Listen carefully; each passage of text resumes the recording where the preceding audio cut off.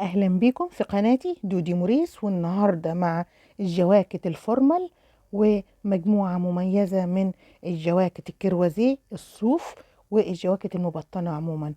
النهارده انا عامله 4 موديلات لجواكت مختلفه، منها الطويل والقصير واللي هم ب6 زراير او بزرارين بس.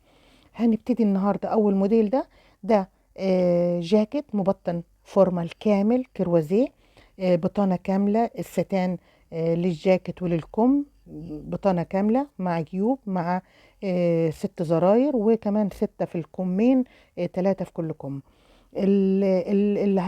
المساحة دي كلها الجاكيت ده هياخد معايا 2 متر قماش من الصوف او 2 متر الا ربع حسب طول الجاكيت.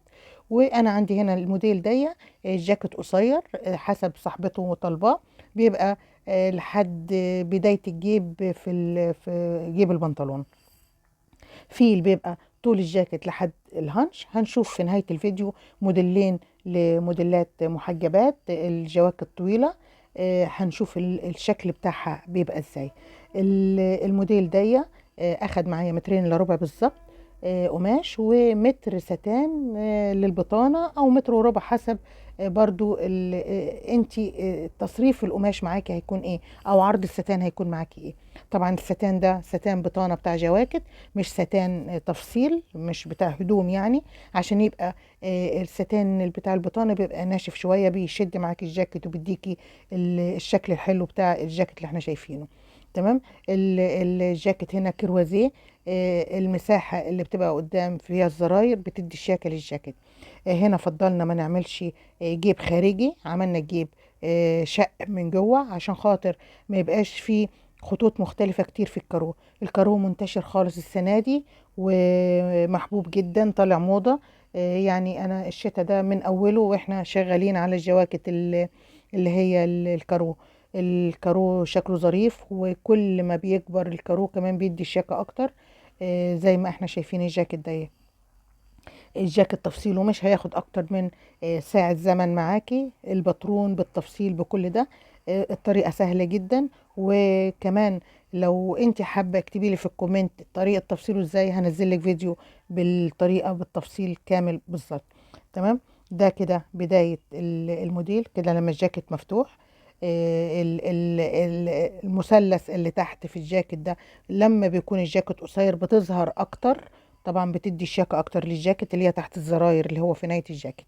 هنا الموديل التاني بتاعنا بزرار واحد بس، او ممكن يتعمل زرارين قدام، مش كروازيه، جاكيت عادي بنفس الطريقة. اولا الزراير اللي بتبقى في الكم، هنا الكم مش مبطن معانا، طبعا بناء على طلب صاحبته احنا عاملين بطانة بس على الجاكيت، نفس الجاكيت مش الكم كمان. تمام. هي حابة ان الجاكيت يكون خريفي، فمش حابة يكون البطانة لكم. تمام. نفس الجيب الشق ونفس تفصيلة الجاكيت بتدي شياكة للفورمال. طبعا كل اختلاف الالوان، هنا اللون البامبي او الروز او الفوشيا، طبعا الوان مستصاغة في بداية الخريف كده بتبقى شكلها حاجة مفرحة، الوان حلوة. تمام. الزراير اللي بتبقى في الكم بتدي شياكة. ده الموديل الثالث بتاعنا. هنا معمول موديل محجبات الجاكيت طويل، بنفس الكروازيه اللي احنا عملناها قبل كده بنفس الفكرة. تمام. بس نلاحظ هنا نخلي بالنا التمانية اللي بتبقى من تحت اللي هي الزاوية اللي بتبقى في نهاية الجاكيت، مع دي بتبقى أطول شوية. ادي الموديل الرابع بتاعنا، كارو تاني برضو بألوان تانية، دمج بين البني والرمادي بنفس الشياكة بتاعت الجاكيت.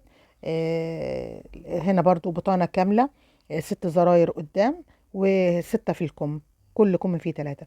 عايزة اقولك انه الزراير اللي بتبقى في الكم مع الجاكيت المبطن بتدي شياكة حلوة جدا.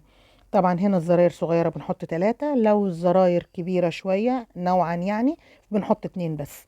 تمام. ولكن ال6 زراير اللي بتبقى قدام اللي هي في بداية الجاكيت في الوش، منهم زرارين عراوي اللي هو الاتنين الجنب بعض، وبعد كده ال4 اللي فوق بيبقوا محطوطين خياطة بس في الجاكيت، منظر يعني بتدي منظر حلو للجاكيت.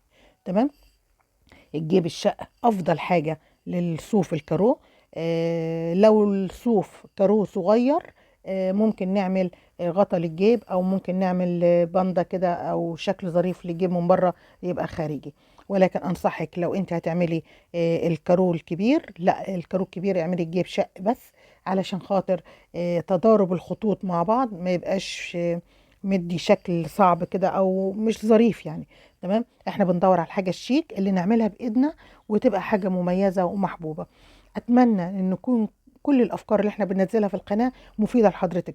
واتمنى كمان قولي لي رايك انهي جاكيت فيهم عجبك اكتر وحبيتيه اكتر. اكتبي لي في الكومنتات من فضلك انهي لون فيهم، رقم واحد ولا اتنين ولا تلاتة ولا اربعة.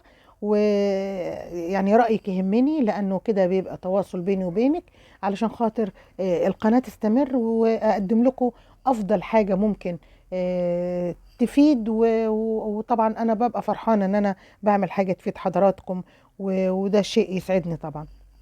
تمام. الجاكيت الرابع ده طبعا برضو محجبات طويل، ده كده لنهاية الجيب من تحت. يعني احنا حوالي طوله 70 سنتي. الجاكيت نمبر 1 الاولاني خالص كان طوله 55 سنتي. تمام. كل جاكيت فيهم بالكارو بتاعه بالالوان بتاعته بالامانه مدي منظر شيك جدا. اختلاف اختلاف الخطوط مدي كمان جمال تاني للجاكيت. برضو رأيك يهمني، اتمنى انه تكتبي لي في الكومنت تقولي لي رقم كامل عجبك اكتر. ولو انت حابة انزل فيديو بشرح كامل لتفصيل جاكيت منهم، انا طبعا هنزله لك فورا. هعمل حلقة مخصوص لحضرتك وهنزلها لك فورا. تمام. ده ملخص الحلقة بتاعنا بتاع النهاردة. انا حبيت ان انا اجمع الاربع موديلات اللي انا اتعملوا في الاخر. طبعا هو معمول عدد كبير من الجواكت في الفترة دي، بس انا حبيت اجمع الاربع جواكت دول باختلاف درجات الوانهم باختلاف الموديل بتاعهم، واشوف رأيكم انهي موديل حابين اكتر انزله. تمام.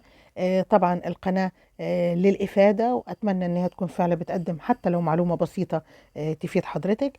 وأتمنى كمان اللي ما اشتركش في القناة من فضلك اشترك وفعل الجرس على الكل علشان يوصل لك كل جديد. عندنا على القناة بإذن الله حاجات كتيرة مفيدة، وإن شاء الله تقدم معلومة حلوة أو معلومة فيها إفادة ليكي ولغيرك. من فضلك لايك وشير على الفيديو، والأهم من ده كله اشتراكك في القناة وفعل الجرس على الكل، لأنه ده هيفعل القناة أكتر وممكن توصل لعدد أكبر بإذن الله. تمام. ده ملخص الحلقة بتاع النهاردة. رأيكم يهمني لأني أنا برأيكم بستمر والقناة بتكبر. ده ملخص لكل الأربع موديلات. أتمنى أعرف رأيك بأنهي موديل عجبك أكتر، ومن فضلك اكتبي لي رقم كامل عجبك. ولو في أي تعديل، لو في أي فكرة من عند حضرتك اكتبيها لي. أتمنى أشوفكم دايما بكل خير. شكرا لحضراتكم ونورتوني وشرفت بوجودكم في القناة عندي. شكرا لحضراتكم.